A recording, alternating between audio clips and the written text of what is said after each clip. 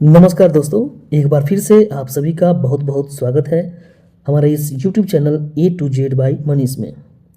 इस वीडियो में हम आपके लिए लेकर के आए हैं बिहार एसएससी के द्वारा जो प्रथम इंटर स्तरीय परीक्षा हुई थी, उसमें 9 दिसंबर 2018 को जो री एग्ज़ाम हुआ था, उसमें पूछे गए जनरल अवेयरनेस के कुल 75 सवालों का यहाँ पे हम डिटेल में डिस्कशन करने वाले हैं।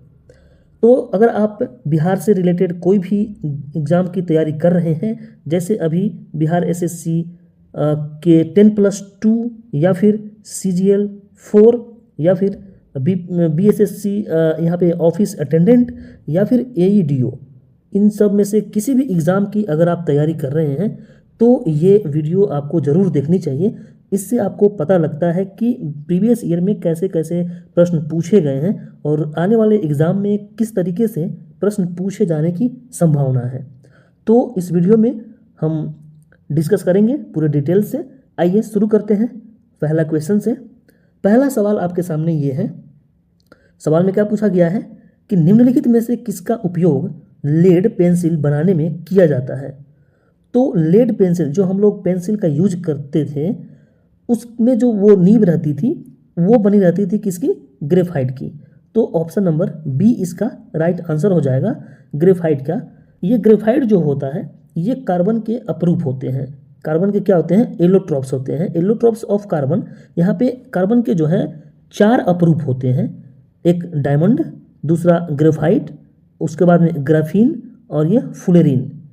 तो इसमें का ये जो ग्रेफाइट है, इसी ग्रेफाइट का यूज किया जाता है पेंसिल का। ये जो आप यहाँ पे निब देख रहे हैं पेंसिल का, इसको बनाने में ग्रेफाइट का यूज किया जाता है।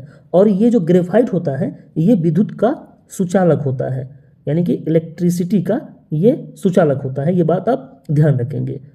अगला क्वेश्चन देखते हैं। प्रथम रेलवे और परिवहन विश्वविद्यालय की स्थापना कहाँ की गई थी? तो ध्यान देंगे, प्रथम रेलवे और परिवहन विश्वविद्यालय की जो स्थापना हुई थी वो हुई थी बड़ोदरा में। ये स्थापना हुई थी बड़ोदरा में 2012 में हुई थी, ध्यान देंगे। अगला प्रश्न देखते हैं। भूकंप की तीव्रता मापने वाला यंत्र क्या कहलाता है? तो भूकंप की जो तीव्रता मापा जाता है जिस यंत्र से, उसको तो कहा जाता है सिस्मोग्राफ। लेकिन ऑप्शन में यहाँ पे सिस्मोग्राफ नहीं दिया गया है, तो रिएक्टर सेल यहाँ पे स्केल, यहाँ पे इसका राइट आंसर होगा ऑप्शन नंबर ए, इसका राइट आंसर होगा। क्योंकि जो सिस्मोग्राफ होता है ये रिएक्टर स्केल पे ही भूकंप की तीव्रता को मापता है। तो दोनों में से जो भी ऑप्शन रहता है वो आंसर यहाँ पे हो जाता है। अगला प्रश्न है, रुपे कार्ड को पहली बार भारत में व्यावसायिक स्तर पर कब जारी किया गया? तो रुपे कार्ड को पहली बार व्यावसायिक स्तर पे भारत में 2012 में जारी किया गया था। और ये जो रुपे कार्ड है ये NPCI के द्वारा रेगुलेट होता है, यानी कि national payments corporation of India, भारतीय राष्ट्रीय भुगतान नियम, इसके द्वारा ये रेगुलेट होता है रुपे कार्ड। रुपे बना कैसे है? रुपया और पेमेंट का जो एक शॉर्ट फॉर्म है उससे ये बना है रुपे।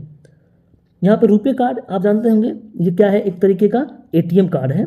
यहाँ पे रुपे कार्ड, वीज़ा कार्ड और मास्टर कार्ड के बारे में आपने जरूर सुना होगा। तो इसमें हम अंतर देख लेते हैं, आखिर रुपे कार्ड ऐसा क्या है। रुपे कार्ड में क्या है कि ये सिर्फ और सिर्फ इंडिया में चलता है, और ये वीज़ा कार्ड और मास्टर कार्ड जो है ये पूरे वर्ल्ड वाइड में, यानी पूरे विश्व में ये एक्सेप्टेंस है इसका।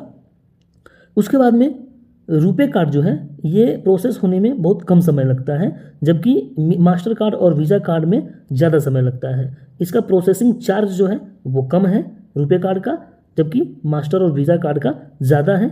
ये रुपे कार्ड जो है ज़्यादा सिक्योर है, क्योंकि अगर आप भारत के नागरिक हैं तो आपके लिए रुपे कार्ड, डेबिट या क्रेडिट कार्ड आपके लिए ज़्यादा सिक्योर है, और ये मास्टर और वीज़ा कार्ड जो है ये थोड़ा कम सिक्योर है।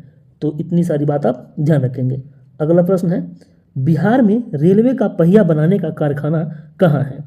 तो बिहार में रेलवे का जो पहिया बनता है वो बनता है छपरा में। ऑप्शन ए इसका राइट आंसर हो जाएगा। जबकि यहाँ पे आप ऑप्शन में देख रहे होंगे, यहाँ पे एक दिया हुआ है मधेपुरा। मधेपुरा में क्या बनता है? यहाँ पे बनता है इलेक्ट्रिक इंजन। ध्यान देंगे, यहाँ पे क्या बनता है? इलेक्ट्रिक इंजन बनता है। जबकि रेल का पहिया जो है वो बनता है छपरा में, ऑप्शन ए। और यहाँ पे मढ़ौरा जो ऑप्शन बी में दिया गया है ये भी है सारण में, सारण यानी छपरा में। यहाँ पे क्या बनता है, रेल का इंजन बनता है। मढ़ौरा में बनता है रेल का इंजन, और जबकि ये मधेपुरा में बनता है, यहाँ भी बनता है इंजन लेकिन ये बनता है इलेक्ट्रिक इंजन। यहाँ पे क्या बनता है, इलेक्ट्रिक इंजन बनता है। तो ऑप्शन नंबर ए इसका राइट आंसर हो जाएगा। थर्मल फ्लास्क की खोज किसने की थी? तो थर्मल फ्लास्क की जो खोज है वो किया था डेबोर नामक वैज्ञानिक ने। ऑप्शन नंबर सी इसका राइट आंसर हो जाएगा। थर्मल फ्लास्क होता क्या है? थर्मल फ्लास्क एक प्रकार का, ये आप मिल्टन का जो बोतल देखते होंगे, ये थर्मल फ्लास्क का ही बना होता है अंदर से। ये क्या करता है ना, इसमें ना एक दोहरी दीवार होती है। इसमें क्या होता है, दोहरी दीवार का एक बर्तन होता है, बोतल होता है, जिसमें दो दीवारों के बीच में वैक्यूम होता है, जिससे यह ऊष्मा के चालन, संवहन और विकिरण को रोकता है। जिससे क्या होता है कि उसमें अगर आप गर्म कोई पेय पदार्थ रखेंगे तो वो गर्म ही रहेगा, या फिर अगर ठंडा रखेंगे तो वो ठंडा ही रहेगा, क्योंकि ना तो यहाँ पे चालन हो रहा है ऊष्मा का, ना संवहन हो रहा है और ना ही विकिरण हो रहा है। तो इसका राइट आंसर हो जाएगा ऑप्शन नंबर सी, डेबोर। अगला प्रश्न देखते हैं, PIL की अवधारणा सबसे पहले कहाँ लागू की गई? तो PIL यानी कि पब्लिक इंटरेस्ट लिटिगेशन, क्या होता है, पब्लिक इंटरेस्ट लिटिगेशन यानी कि जनहित याचिका। जनहित याचिका की जो अवधारणा है सबसे पहले USA में लाई गई थी, यहाँ पे लागू की गई थी। और वहीं जो USA में लागू की गई थी, यानी कि ये क्या है, एक तरीके का सार्वजनिक हितों की रक्षा के लिए एक तरह का ये मुकदमा होता है। इसमें ज़रूरी नहीं है कि अगर आपके साथ में कुछ गलत हुआ है तो आप ही जा कर के ये फाइल कर सकते हैं। आपके इंटरेस्ट में आपके समाज के लोग, आपके जो आसपास में जो जाने पहचाने लोग हैं, वो भी जा कर के ये PIL फाइल कर सकते हैं। भारत में पहली बार PIL की अगर बात करें तो ये इसका जो रिकॉर्ड है, इतिहास है, ये बिहार से ही जुड़ा हुआ है। बिहार की एक कैदी हुआ करती थी जिसका नाम था हुसैन नारा खातून। नाम था क्या, हुसैन नारा खातून। इन्होंने सबसे पहले PIL की यहाँ पे मांग की थी, और इनके तरफ से जो वकील उस समय थी वो थी पुष्पा कपिला हिंगो रानी। पुष्पा कपिला हिंगो रानी, पुष्पा कपिला हिंगो रानी। इनको जो है ना क्या कहा जाता है, PIL की जननी कहा जाता है, जनहित याचिका की जननी कहा जाता है पुष्पा कपिला हिंगो रानी की। तो कहानी क्या है कि बिहार में उस समय बहुत मतलब कि क्या कहते हैं, 1979 का बात है, 1979 का बात है ये। उस समय बिहार में बहुत सारे ऐसे कैदी थे जिनको जेलों में बंद किया गया था, लेकिन उस पर कोई सुनवाई ही नहीं हो पा रही थी। उनके मतलब कि जितनी सज़ा होनी चाहिए थी उससे ज़्यादा वो वहाँ पे जेल में समय बिता चुके थे। तो इसके ऊपर इन्होंने एक PIL फाइल करवाया पुष्पा कपिला हिंगो रानी के माध्यम से। वो उन्होंने बिहार सरकार के विरुद्ध में ये फाइल किया था। और उस समय जो वहाँ पे उच्चतम न्यायालय यानी सुप्रीम कोर्ट के जो CJI थे हमारे, वो 17वें नंबर के CJI थे PN भगवती। PN भगवती का नाम आपने सुना होगा। इन्होंने ये PIL एक्सेप्ट किया था और उन सारे कैदियों को रिहा करने का या फिर मुकदमा आगे उनका सुनवाई करने का निर्णय दिया था उन्होंने। तो PN भगवती को जनहित याचिका का जनक कहा जाता है, जबकि पुष्पा कपिला हिंगो रानी को PIL की जननी कहा जाता है। ये बात आप ध्यान रखेंगे। तो इसका राइट आंसर होगा ऑप्शन नंबर सी। अगला प्रश्न देखते हैं, संयुक्त राष्ट्र संघ के 72वें सत्र को किस भारतीय ने संबोधित किया था? तो 72वें सत्र को जो है सुषमा स्वराज ने, उस समय विदेश मंत्री थी, उन्होंने संबोधित किया था। ऑप्शन ए इसका राइट आंसर हो जाएगा। यहाँ पे संयुक्त राष्ट्र संघ के बारे में कुछ जानकारी यहाँ पे देखते हैं। ये महासंघ में, जो संयुक्त राष्ट्र संघ में जो संबोधित करने का जो सिलसिला है, अगर देखा जाए तो सबसे पहले संबोधन अगर देखा जाए तो विजय लक्ष्मी पंडित ने किया था 1953-54 के साल में। और उन्होंने न सिर्फ संबोधन बल्कि उस समय अध्यक्षता भी किया था। उन्होंने अध्यक्षता भी किया था। विजय लक्ष्मी पंडित पंडित जवाहरलाल नेहरू की बहन थी और वो एकमात्र भारतीय महिला थी जो अध्यक्षता की थी। उसके बाद में अगर देखा जाए तो अटल बिहारी वाजपेयी जो हमारे देश के पूर्व प्रधानमंत्री थे, उन्होंने वहाँ पे जाकर के हिंदी में भाषण दिया था। पहली बार हिंदी में कोई भाषण दिया था, संबोधित किया था तो वो अटल बिहारी वाजपेयी थे। उसके बाद में संयुक्त राष्ट्र संघ के बारे में अब हम जानते हैं क्या है संयुक्त राष्ट्र संघ। ये संयुक्त राष्ट्र संघ का मुख्यालय है। इसका मुख्यालय कहाँ पे है? तो इसका मुख्यालय है न्यूयॉर्क में। न्यूयॉर्क यानी कि अमेरिका में है। और यहाँ पे संयुक्त राष्ट्र संघ की स्थापना जो है वो हुआ था 24 अक्टूबर 1945 को, द्वितीय विश्व युद्ध के बाद में हुआ था। द्वितीय विश्व युद्ध के बाद में हुआ था और उस समय 51 देशों ने मिल करके इसकी स्थापना की थी और वर्तमान में अभी 193 देश इसमें हो गए हैं। और इसमें क्या है कि एक होता है यहाँ पे, इसके 6 अंग होते हैं। संयुक्त राष्ट्र संघ के 6 अंग होते हैं और इस 6 अंग में एक होता है यहाँ पे संयुक्त महासभा। और उस महासभा में यहाँ पे सुषमा स्वराज ने महासभा को संबोधित किया था, जो अभी सवाल में पूछा गया था। और इस 6 अंग में एक जो होता है सुरक्षा परिषद होता है। क्या होता है? सुरक्षा परिषद। और इस सुरक्षा परिषद में 15 सदस्य होते हैं। कुल कितने सदस्य होते हैं? 15 सदस्य होते हैं। उसमें से 5 परमानेंट होते हैं और 10 मतलब कि नॉन परमानेंट होते हैं। तो यहाँ पे भारत तो परमानेंट में नहीं है, नॉन परमानेंट में है भारत। लेकिन परमानेंट में जो 5 देश हैं वो कौन कौन से हैं? यहाँ पे यूएसए है, चाइना है, यूके है, रसिया है और फ्रांस है।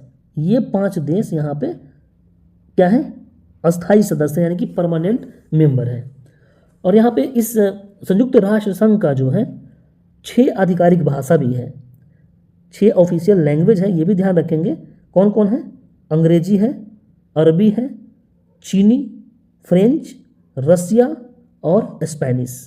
ये 6 लैंग्वेज हैं, आधिकारिक भाषा है। इतना सारा बात आप ध्यान रखेंगे। अगला प्रश्न देखते हैं, ब्रह्म समाज की स्थापना कब की गई थी? तो ब्रह्म समाज की जो स्थापना है वो 20 अगस्त 1828 को की गई थी। ऑप्शन नंबर ए इसका राइट आंसर हो जाएगा। 20 अगस्त 1828 को किया गया था। और ये किसके द्वारा किया गया था? राजा राम मोहन राय के द्वारा। राजा राम मोहन राय के द्वारा किया गया था। प्लस में इनके साथ में और कौन थे? द्वारकानाथ टैगोर। द्वारकानाथ टैगोर थे जिन्होंने ब्रह्म समाज की स्थापना करी थी। तो ऑप्शन नंबर ए इसका राइट आंसर हो जाएगा। इसके अलावा एग्जाम में और भी कुछ संस्थाएं हैं, उनके बारे में पूछता है। तो यहाँ पे हम देखते हैं तत्वबोधिनी समाज या फिर तत्वबोधिनी सभा, इसका जो स्थापना है ये किसने किया था? देवेंद्र नाथ टैगोर ने किया था। सत्यशोधक समाज महात्मा ज्योतिबा फुले के द्वारा किया गया था। भूदान आंदोलन किनके द्वारा स्टार्ट किया गया था? विनोबा भावे के द्वारा। सर्वोदय आंदोलन जयप्रकाश नारायण के द्वारा। थियोसॉफिकल सोसाइटी जो है एनी बेसेंट के द्वारा स्थापित किया गया था। अलीगढ़ आंदोलन सर सैयद अहमद खान के द्वारा स्टार्ट किया गया था। एशियाटिक सोसाइटी की स्थापना विलियम्स जोन्स के द्वारा किया गया था। जबकि ब्रह्म समाज की स्थापना यहाँ पे अभी हमने देखा राजा राम मोहन राय। आर्य समाज की स्थापना स्वामी दयानंद सरस्वती। रामकृष्ण मिशन की स्थापना Swami Vivekananda. Servants of Indian Society ये किसके द्वारा किया गया था? गोपाल कृष्ण गोखले के द्वारा। और प्रार्थना समाज केशव चंद्र सेन या फिर आत्मारंग पांडु रंग के द्वारा किया गया था। तो ये सब आप ध्यान रखेंगे। अगला प्रश्न है, बिहार के किस जिले में सर्वाधिक लिंगानुपात है? तो ध्यान देंगे, बिहार के गोपालगंज में सर्वाधिक लिंगानुपात है। ऑप्शन नंबर सी इसका राइट आंसर हो जाएगा। अब सर्वाधिक लिंगानुपात के बारे में देख लेते हैं। 2011 की जनगणना के अनुसार सर्वाधिक लिंगानुपात अगर देखा जाए तो केरल राज्य में है। कितना है? 1084। और न्यूनतम लिंगानुपात हरियाणा में है, 879 है। केंद्र शासित प्रदेशों में सर्वाधिक लिंगानुपात पुडुचेरी में है, 1037। और न्यूनतम दमन और दीव में 618 है। तो इतना आप ध्यान रखेंगे। अगला प्रश्न है, दूध की शुद्धता मापने के लिए किस यंत्र का प्रयोग किया जाता है? तो दूध की जो शुद्धता है वो मापा जाता है लैक्टोमीटर से। ऑप्शन नंबर डी इसका राइट आंसर हो जाएगा। एक चीज़ पिछले क्वेश्चन में बताना भूल गए थे हम। यहाँ पे तो हमने राज्यों के बारे में देख लिया, लेकिन अगर स्पेशल बिहार के बारे में अगर देखा जाए, जैसे इसमें पूछा गया था कि बिहार में सर्वाधिक लिंगानुपात, तो सर्वाधिक लिंगानुपात तो गोपालगंज में है। लेकिन अगर न्यूनतम लिंगानुपात पूछा जाए तो कहाँ पे है? वो है मुंगेर में। न्यूनतम लिंगानुपात मुंगेर में है और वो कितना है 876 है। और गोपालगंज का लिंगानुपात कितना है 1021 है। और ओवरऑल बिहार का लिंगानुपात अगर पूछा जाए तो ओवरऑल बिहार का लिंगानुपात 918 है। कितना है 918 है। तो ये सारी बात आप ध्यान रखेंगे। अगला प्रश्न है, यहाँ पे दूध की शुद्धता मापने के लिए लैक्टोमीटर का प्रयोग किया जाता है। ऑप्शन नंबर डी इसका राइट आंसर हो जाएगा। ये टेकोमीटर ऑप्शन नंबर 1 में जो दिख रहा है टेकोमीटर, ये टेकोमीटर क्या करता है, घूर्णन की गति मापता है। घूर्णन की गति, जैसे मोटर वगैरह चलता है, मोटर वगैरह जो चलता है उसमें आरपीएम जो होता है, आरपीएम रिवोल्यूशन पर मिनट, उसको मापने का काम ये टेकोमीटर करता है। पेरीमीटर तो परिमाप मापता है और टेक्नोमीटर ऐसा कुछ यंत्र होता नहीं है। तो ऑप्शन डी इसका राइट आंसर हो जाएगा। अगला प्रश्न है, माधव राष्ट्रीय उद्यान कहाँ स्थित है। तो माधव राष्ट्रीय उद्यान जो है वो स्थित है मध्य प्रदेश के शिवपुरी डिस्ट्रिक्ट में। मध्य प्रदेश इसका राइट आंसर हो जाएगा। माधव राष्ट्रीय उद्यान कहाँ स्थित है, मध्य प्रदेश में। अगला प्रश्न देखते हैं, बिहार के किस जिला में महिला साक्षरता सर्वाधिक है। अब महिला साक्षरता सर्वाधिक किस जिला में है ये पूछा गया है। तो ऑप्शन नंबर डी इसका राइट आंसर होगा। रोहतास जिले में सबसे ज़्यादा महिला साक्षर है बिहार में। वहीं 2011 की जनगणना के अनुसार अगर देखा जाए तो रोहतास में सबसे ज़्यादा महिला साक्षर है, जबकि सहरसा जिले में सबसे कम साक्षरता दर है। सहरसा में सबसे कम साक्षरता दर है। बिहार की जनगणना 2011 के अनुसार अगर देखा जाए साक्षरता दर, तो ओवरऑल साक्षरता कितना है 63.82% है, जिसमें पुरुष का साक्षरता दर 71.20% है और महिला है 51.5%। तो ये आप ध्यान रखेंगे। अगला प्रश्न देखते हैं, स्वर्ण क्रांति का संबंध किस क्षेत्र से है। तो स्वर्ण क्रांति का जो संबंध है वो है हॉर्टिकल्चर से। हॉर्टिकल्चर यानी कि यहाँ पे बागवानी से, फल और यहाँ पे सब्जियों से संबंधित है horticulture. Option number B right answer होगा। पानीपत की तीसरी लड़ाई कब लड़ी गई थी। तो पानीपत की जो तीसरी लड़ाई है, पानीपत में कुल 3 लड़ाई हुआ था। यहाँ पे आप देख सकते हैं, पहला युद्ध जो हुआ था 21 अप्रैल 1526 को हुआ था। बाबर और यहाँ पे इब्राहिम लोदी के बीच में हुआ था। बाबर और इब्राहिम लोदी के बीच में हुआ था, जिसमें इब्राहिम लोदी हार गया था, इसको मार दिया था बाबर ने। और इसी युद्ध में बाबर ने गोला बारूद और तोप खाने का यूज किया था पहली बार। इब्राहिम लोदी ऐसा शासक था जो युद्ध में मारा जाने वाला पहला शासक था। दूसरा युद्ध हुआ था 5 नवंबर 1556 को अकबर और हेमू के बीच में, हेमू विक्रमादित्य के बीच में। इसमें यहाँ पे अकबर के तरफ से बैरम खान था और हेमू यहाँ पे थे इधर से। हेमू यहाँ पे हार गए थे और अकबर इसमें विजयी हुआ था। तीसरा युद्ध हुआ था 14 जनवरी 1761 को अहमद शाह अब्दाली और मराठों के बीच में हुआ था। इसमें अफगानिस्तान का जो शासक था अहमद शाह अब्दाली, ये विजयी हुआ था और मराठों की इसमें पराजय हुई थी। तो इतना बात आप ध्यान रखेंगे। इसका राइट आंसर होगा ऑप्शन नंबर सी। अगला प्रश्न है, लाइफ ऑफ पाई पुस्तक के लेखक कौन है। तो लाइफ ऑफ पाई पुस्तक के जो लेखक हैं वो यहाँ पे ऑप्शन नंबर ए जो दिख रहा है यान मर्टेल, ये है लाइफ ऑफ पाई पुस्तक के लेखक। अगला प्रश्न है, भेड़ के एंथ्रेक्स होने का क्या कारण है। तो एंथ्रेक्स एक बीमारी है जो किससे होता है, एंथ्रेसिस नामक जीवाणु यानी कि बैक्टीरिया से। ऑप्शन नंबर बी इसका राइट आंसर हो जाएगा। ये जीवाणु जो है मिट्टी में वर्षों तक जीवित रहता है और यह भेड़, मवेशियों और अन्य पालतू पशुओं को संक्रमित करता है। तो एंथ्रेक्स एक बैसिलस एंथ्रेक्स नामक जीवाणु यानी बैक्टीरिया से होता है। ऑप्शन नंबर बी इसका राइट आंसर हो जाएगा। नील सत्याग्रह बिहार में कहाँ आरंभ हुआ था। तो नील सत्याग्रह बिहार में कहाँ से आरंभ हुआ था, चंपारण से आरंभ हुआ था। Option number C. वहीं 1917 में जो चंपारण सत्याग्रह जो हुआ था उसी को नील सत्याग्रह कहा जाता है। यहाँ पे नील सत्याग्रह क्या था, 3 कट्ठा 20 कट्ठा में 3 कट्ठा कंपलसरी था नील की खेती करना अंग्रेजों के द्वारा। तो इसी से नाराज होकर के यहाँ पे वहाँ के किसानों ने यह आंदोलन किया था और वहाँ पे महात्मा गांधी का ये पहला सत्याग्रह था दक्षिण अफ्रीका से आने के बाद में 1917 में। तो ये आप ध्यान रखेंगे। अगला प्रश्न है, टोडा जनजाति कहाँ निवास करती है। तो टोडा जनजाति जो है वो नीलगिरी की पहाड़ियों में निवास करती है। नीलगिरी की पहाड़ियों में, जो कि कहाँ है, तमिलनाडु में है। यहाँ पे आप टोडा जनजाति को देख सकते हैं। ये टोडा जनजाति है, इनका मुख्य जो व्यवसाय है ये है पशुपालन। पशुपालन इनका मुख्य व्यवसाय होता है और ये नीलगिरी की पहाड़ियों में निवास करते हैं। अग्नि बुझाने के यंत्र में किसका इस्तेमाल किया जाता है? तो अग्नि बुझाने के यंत्र में जो इस्तेमाल होता है वो होता है sodium bicarbonate, option number A. Awadhi साहित्य मूगा की रचना किसने की है? तो अवधी साहित्य जो है, अवध का जो साहित्य मूगा है, इसकी रचना कुतुबन के द्वारा किया गया था। ऑप्शन नंबर डी इसका राइट आंसर हो जाएगा। पंचायती राज पर अशोक मेहता समिति की स्थापना कब की गई थी? तो पंचायती राज पे बहुत सारी समितियों की स्थापना की गई थी।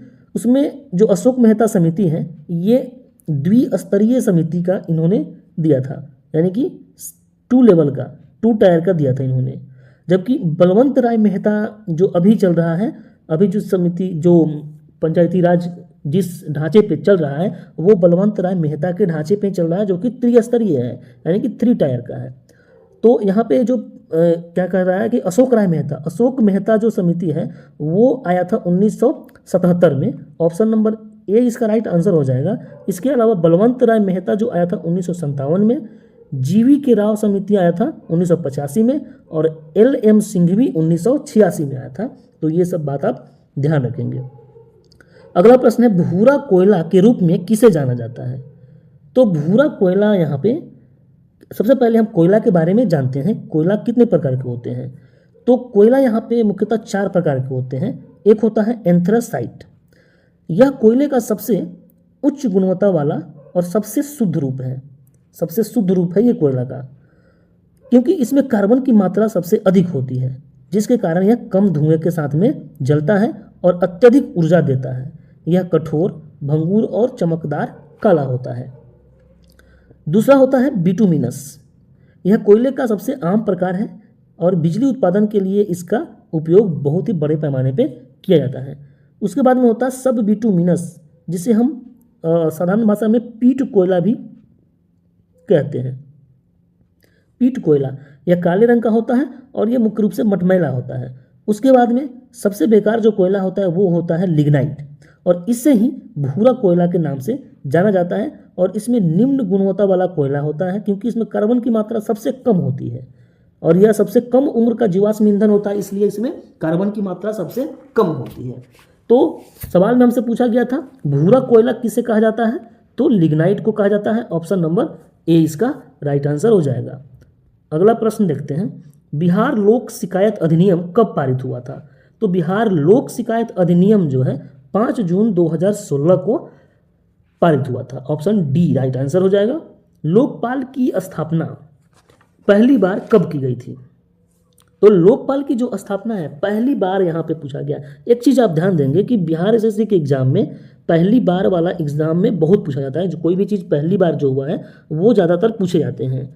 तो ये भ्रष्टाचार को रोकने के लिए लोकपाल की स्थापना की गई थी, होती है, जो कि तो वो 1809 में सबसे पहले हुआ था। और ये कहाँ हुआ था? तो ये हुआ था स्वीडन में। स्वीडन में सबसे पहले हुआ था। वहाँ पे इसको लोकपाल को ओम्बुड्समैन कहते हैं, ओम्बुड्समैन कहते हैं यहाँ पे। और भारत में यहाँ पे लोकपाल कहा जाता है। और लोकपाल की अगर भारत में स्थापना देखा जाए तो अभी हाल फिलहाल में 2013 के आसपास में हुआ है। और वो जो हुआ था, सबसे पहले लोकपाल के जो अध्यक्ष बने थे वो बने थे PC घोष, यानी कि पिनाकी चंद्र घोष को बनाया गया था। जबकि वर्तमान में यहाँ पे लोकपाल के जो अध्यक्ष हैं वो है अजय मानिक राव खानविलकर। अजय मानिक राव खानविलकर, ये बात आप ध्यान रखेंगे। खानविलकर यहाँ पे वर्तमान में लोकपाल के अध्यक्ष हैं। तो राइट आंसर हो जाएगा 1809। प्राचीन भूगर्भिक चट्टानों की आयु को मापने के लिए किसका इस्तेमाल किया जाता है? तो यहाँ पे ध्यान देंगे, प्राचीन भूगर्भिक चट्टानों की आयु को मापने के लिए यहाँ पे जो इस्तेमाल होता है वो होता है potassium argon dating. Option number D इसका राइट आंसर हो जाएगा, क्योंकि यहाँ पे चट्टानों की आयु को मापने के लिए पोटेशियम आर्गन डेटिंग का प्रयोग किया जाता है। अब यहाँ पे एक कार्बन डेटिंग जो होता है यह एक वैज्ञानिक विधि है, ये भी एक वैज्ञानिक विधि है हालांकि, लेकिन कार्बन डेटिंग के बारे में आपने ज़्यादा सुना होगा। तो कार्बन डेटिंग जो है कार्बनिक जैविक वस्तुओं की अनुमानित आयु निर्धारण करने के लिए उपयोग किया जाता है। इसमें कार्बन 14 जो कि रेडियो कार्बन है के क्षय होने की दर का मापन किया जाता है और उसी के अनुसार किसी भी वस्तु का आयु का निर्धारण होता है। तो ऑप्शन डी इसका राइट आंसर होगा। बिहार में पंचायत समिति के अंकेक्षण, नियोजन और वित्त का अध्यक्ष कौन होता है? तो इसका अध्यक्ष जो होता है पंचायत समिति के प्रमुख होता है। पंचायत समिति जो है भारत में सरकार की स्थानीय इकाई होती है। यह उस पंचायत के सभी गांवों पर समान रूप से कार्य करता है और इसको प्रशासनिक ब्लॉक भी कहते हैं। यह जो है ग्राम पंचायत और जिला परिषद के बीच की कड़ी होती है। यहाँ पे क्या है कि एक ग्राम पंचायत, अभी हमने बताया आपको कि बलवंत राय मेहता ने त्रिस्तरीय पंचायत समिति की अवधारणा दी थी। तो उस त्रिस्तरीय में क्या होता है, एक होता है ग्राम पंचायत, एक होता है यहाँ पे पंचायत समिति और एक होता है जिला परिषद। तो ये पंचायत समिति जो है ग्राम पंचायत और जिला परिषद के बीच की कड़ी होती है। पंचायत समिति ग्राम पंचायत स्तर द्वारा तैयार की गई सभी भावी योजनाओं को यहाँ पे इम्प्लीमेंट करता है और उनका वित्तीय प्रतिबद्धता, सामाजिक कल्याण और उस क्षेत्र के विकास को ध्यान में रखते हुए लागू करवाने का काम करता है। तो ये इसका राइट आंसर हो जाएगा option number D. Wolf Hall उपन्यास के लेखक कौन है? तो उल्फ हॉल उपन्यास जो है इसके लेखक है हिलेरी मैंटल। हिलेरी मैंटल एक अंग्रेजी लेखक है और जो फोर्थ स्टेट के द्वारा यह प्रकाशित किया गया था, उस समय बहुत चर्चा में था। तो इसका ऑप्शन नंबर ए राइट आंसर हो जाएगा। किस वर्ष को नियोजन अवकाश कहा गया? अब आप ध्यान देंगे, नियोजन अवकाश जो है यानी कि योजना अवकाश कहने का मतलब यह है, ऑप्शन नंबर डी इसका तो पहले राइट आंसर हो जाएगा 1966 से 1969। बात यहाँ पे क्या है कि यहाँ पे भारत में पंचवर्षीय योजना 1951 से शुरू हुआ था। जब भारत आज़ाद हुआ था तो पंचवर्षीय योजना की शुरुआत की गई थी। पहला पंचवर्षीय योजना 1951 से 1956 तक अच्छे तरीके से चला, सफल रहा। दूसरा 1956 से 1961, ये भी सही रहा। तीसरा 1961 से यहाँ पे 56 से 61 हो गया, 61 से 66, 61 से 1966, ये तीसरा जो पंचवर्षीय योजना रहा ये बुरी तरह से फ्लॉप रहा, असफल रहा। इसके असफल का कारण ये था कि 1961 से 66 के बीच में यहाँ पे 1962 में जो चाइना से युद्ध हो गया हमारा, फिर 63-64 के बीच में यहाँ पे सूखा पड़ गया, उसके बाद में 65 में पाकिस्तान से युद्ध हो गया, पाकिस्तान बुरी तरह से पिटा गया। तो इस बीच में क्या हुआ कि पंचवर्षीय योजनाओं पर ध्यान नहीं दिया गया और इसका कारण यह हुआ कि ये योजना पूरी तरीके से फ्लॉप रहा। जितना अनुमान लगाया गया था उतना हमें प्राप्त नहीं हुआ। तो इसलिए भारत सरकार ने सोचा कि अब एक एक वर्ष का 3 यहाँ पे प्लान बनाया जाएगा। तो वहाँ पे 1966 से 1959 के बीच में एक एक वर्ष का यहाँ पे योजना लाया गया था। तो इसी को योजना अवकाश नाम दिया गया। अगला प्रश्न है, प्रकाश संश्लेषण की क्रिया अधिकतम किस में होती है? तो प्रकाश संश्लेषण की जो क्रिया होती है वो सबसे ज़्यादा जो होती है वो होती है लाल रंग की रोशनी में। ऑप्शन ए इसका राइट आंसर हो जाएगा। अगला प्रश्न है, बिहार में पहला कांग्रेस का अधिवेशन कहाँ हुआ था? तो सबसे पहला जो कांग्रेस का अधिवेशन हुआ था बिहार में वो हुआ था बांकीपुर पटना में। ऑप्शन नंबर सी इसका राइट आंसर हो जाएगा। 1912 में हुआ था। आप कमेंट में बताएंगे कि बिहार में कुल कितने कांग्रेस के अधिवेशन हुए हैं, टोटल कितने हुए हैं कांग्रेस के अधिवेशन। अगला प्रश्न है, भारतीय औद्योगिक निवेश बैंक का मुख्यालय कहाँ है? तो भारतीय औद्योगिक निवेश बैंक का मुख्यालय जो है वो है कोलकाता में। ऑप्शन नंबर सी, इसकी स्थापना 1971 में हुई थी और ये रिजर्व बैंक के द्वारा इसे रेगुलेट किया जाता है। अगला प्रश्न है, 1857-59 की प्रथम स्वतंत्रता संग्राम पुस्तक के लेखक कौन है? तो इस पुस्तक के लेखक है कार्ल मार्क्स और एफ एंगल्स। ऑप्शन ए इसका राइट आंसर हो जाएगा। पाइका नृत्य का संबंध किस राज्य से है? तो पाइका नृत्य अगर देखा जाए तो मुख्यतः ये नृत्य जो है झारखंड राज्य से संबंधित है। झारखंड का ये मुख्य नृत्य है पाइका, लेकिन ऑप्शन में यहाँ पे बिहार भी है तो झारखंड तो बिहार से ही अलग हुआ है। तो इसका राइट आंसर बिहार भी हो जाएगा, क्योंकि बिहार के भी कुछ जिलों में यह नृत्य किया जाता है। इंडिया डिवाइडेड पुस्तक के लेखक राजेंद्र प्रसाद हैं। इंडिया डिवाइडेड पुस्तक के लेखक। कालाजार किस कारण होता है? तो कालाजार जो है एक परजीवी यानी कि परजीवी रोग है ये, और जो कि लिस्मेनिया प्रोटोजोआ नामक परजीवी के कारण होता है। और ये किससे होता है? मादा सैंड फ्लाई यानी बालू मक्खी जो है उसके काटने से ये रोग होता है। तो leishmania option number B right answer हो जाएगा। मिशन इंद्रधनुष कहाँ आरंभ किया गया? मिशन इंद्रधनुष जो है वो वाडनार गुजरात में आरंभ किया गया। इस मिशन में क्या किया गया कि 7 प्रकार के टीकों को लगाने का यहाँ पे शुरू किया गया था। अगला प्रश्न है, विश्व जनसंख्या दिवस कब मनाया जाता है? तो विश्व जनसंख्या दिवस ये मनाया जाता है हर साल 11 जुलाई को, ऑप्शन नंबर बी। भारत का कौन सा राज्य सर्वाधिक लोहा उत्पादक राज्य है? तो उड़ीसा में सबसे ज्यादा लोहा उत्पादन होता है। प्रधानमंत्री जन औषधि योजना का मुख्य उद्देश्य क्या है? तो प्रधानमंत्री जन औषधि योजना का मुख्य उद्देश्य यह था कि पूरे देश में उचित दाम पर दवा उपलब्ध कराना, और जो मुख्य रूप से जेनेरिक दवा का जो यहाँ पे उपलब्ध हुआ था, जेनेरिक दवा, इसी योजना के तहत यहाँ पे जेनेरिक दवाओं का यहाँ पे मांग हुआ था ज़्यादा। अगला है, आयोडीन किस रूप में पाया जाता है? तो आयोडीन जो है वो ठोस रूप में पाया जाता है। आयोडीन क्या है? ठोस रूप में पाया जाता है। आयोडीन की कमी से हमारे शरीर में यहाँ पे थायराइड की प्रॉब्लम होती है, यानी कि घेघा रोग की प्रॉब्लम होती है। थायराइड से थायरॉक्सिन जो निकलता है वो आयोडीन की मात्रा सही होने पे ही सही तरीके से निकलता है। अगर उसकी मात्रा कम होती है तो हमें घेघा नामक रोग हो जाता है, जिसे ग्वाइटर रोग भी कहते हैं। राज्यसभा में कितने सदस्य राष्ट्रपति द्वारा मनोनीत किए जाते हैं? तो राज्यसभा में राष्ट्रपति के द्वारा कुल 12 सदस्यों का मनोनीत किया जाता है। और ये जो 12 सदस्य हैं ये कला, साहित्य, विज्ञान और सामाजिक सेवा जैसे क्षेत्रों में अपने योगदान के लिए चुने जाते हैं। और इन सदस्यों का 1/3 जो है हर 2 साल पर यहाँ पे रिटायर होते हैं, और इनका जो कुल कार्यकाल होता है सदस्यों का वो होता है 6 साल।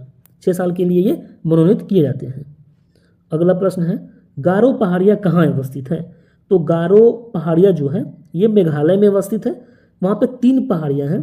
गारो, एक तो गारो है, दूसरा खासी है, और उसके बाद में तीसरा जयंतिया है। गारो, खासी और जयंतिया तीनों पहाड़ियाँ मेघालय में हैं। और गारो, खासी, जयंतिया ये 3 जनजाति भी हैं।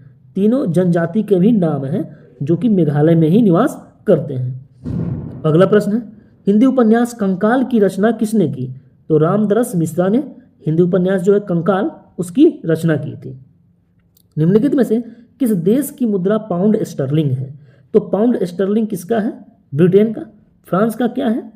यहाँ पे फ्रांस का यूरो है। फ्रांस का यूरो। ऑस्ट्रेलिया का क्या है? ऑस्ट्रेलियाई डॉलर है। और ईरान का क्या है? ईरानी रियाल है। ईरानी रियाल है। इतना सारा ध्यान रखेंगे। आपको हमारे चैनल पे कैपिटल करेंसी से रिलेटेड आपको एक वीडियो मिलेगी जो आप देख सकते हैं जा करके। अगला प्रश्न है, रक्त के थक्का को जमने में क्या मदद करता है? तो रक्त के थक्का के जमने में जो है रक्त प्लेटलेट्स, जो प्लेटलेट्स होता है वो मदद करता है रक्त के थक्का को जमने में। इसके अलावा इस प्लेटलेट्स में क्या होता है कि विटामिन के होता है। विटामिन के जो होता है वो रक्त के थक्का होने में मदद करता है। तो इतना बात आप ध्यान रखेंगे। अगला प्रश्न है, जिला न्यायाधीश की नियुक्ति की जाती है। तो जिला न्यायाधीश यानी कि डिस्ट्रिक्ट कोर्ट के जो जज होते हैं उसकी नियुक्ति जो है राज्यपाल के द्वारा किया जाता है। ऑप्शन डी राइट आंसर होगा। पेप्सिन एंजाइम किस में पाया जाता है? तो पेप्सिन एंजाइम जो होता है वो अमाशयिक रस में पाया जाता है। पेप्सिन एंजाइम क्या है? प्रोटीन को तोड़ता है। प्रोटीन को तोड़ने का काम ये पेप्सिन एंजाइम ही करता है, और जिससे ये जो एंजाइम है पेप्सिन जो है अमीनो एसिड में बदल जाते हैं, और यह पेट में भोजन के पाचन के लिए एक मुख्य एंजाइम है और अम्लीय वातावरण में सबसे प्रभावी ढंग से काम करता है। जरा दृष्टि दोष के उपचार में किस दर्पण का इस्तेमाल होता है? तो जरा दृष्टि दोष में यहाँ पे बाइफोकल लेंस का इस्तेमाल किया जाता है। जरा दृष्टि दोष में क्या होता है कि दूर की भी वस्तु नहीं दिखाई देती है और नज़दीक की भी वस्तु नहीं दिखाई देती है, दोनों की वस्तु यहाँ पे देखने में दिक्कत होती है। तो इसका राइट आंसर होगा ऑप्शन नंबर डी। उत्तल दर्पण का उपयोग किया जाता है दूरदृष्टि के लिए, उत्तल का उपयोग किया जाता है यहाँ पे दूरदृष्टि के लिए, और जबकि अवतल का यहाँ पे निकट दृष्टि के लिए, निकट दृष्टि दोष के लिए यहाँ पे अवतल का, और उत्तल का दूरदृष्टि दोष के लिए। अगला प्रश्न है मुंबा देवी मैंग्रोव कहाँ है? तो मुंबा देवी मैंग्रोव जो है वो है महाराष्ट्र में, option number D right answer होगा। और ये मुंबा देवी यहाँ पे एक मंदिर भी है महाराष्ट्र में, जो यहाँ पे मुंबा माता के नाम पर इस मुंबई का नाम पड़ा है। अगला प्रश्न देखते हैं, कील कैनाल, कील नहर किसको जोड़ता है? तो कील नहर जो है दुनिया का सबसे व्यस्त मानव निर्मित जलमार्गों में से एक है, जो जर्मनी में उत्तरी सागर को बाल्टिक सागर से जोड़ती है। ये ऑप्शन नंबर डी इसका राइट आंसर हो जाएगा। उत्तरी सागर को बाल्टिक सागर से कील नहर जोड़ने का काम करती है।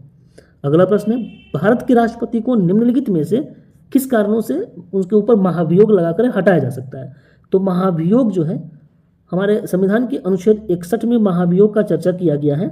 महाभियोग लगाया जा सकता है राष्ट्रपति पे, उसके बाद में उच्च न्यायालय और उच्चतम न्यायालय के न्यायाधीशों के ऊपर भी यहाँ पे महाभियोग लगाया जाता है। कब लगाया जाता है? या तो वो संविधान के उल्लंघन के मामले में या फिर अव्यवहार के मामले में, कदाचार के मामले में। इसका दोनों आंसर हो सकता है, ऑप्शन नंबर ए भी और सी भी। अगला प्रश्न, नेशनल रिमोट सेंसिंग एजेंसी कहाँ स्थित है? तो national remote sensing agency Hyderabad में स्थित है। आप यहाँ पे देख सकते हैं नेशनल रिमोट सेंसिंग एजेंसी। निम्नलिखित में से कौन आनुवांशिक है?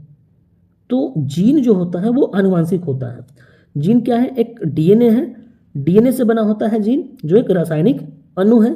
डीएनए का फुल फॉर्म क्या होता है? Deoxy ribo nucleic acid, deoxy ribo nucleic acid. सोना में डैश मिलाया जाता है, तो सोना में क्या मिला सकते हैं? या तो तांबा या फिर सोना। सोना में सोना नहीं तो तांबा मिलाया जाता है। चिमनी से धुआं किस सिद्धांत से बाहर निकलता है?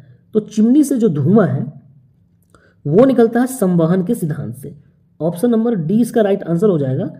3 प्रकार की उष्मा स्थानांतरण की विधियां हैं। एक होता है चालन, दूसरा संवहन और तीसरा विकिरण।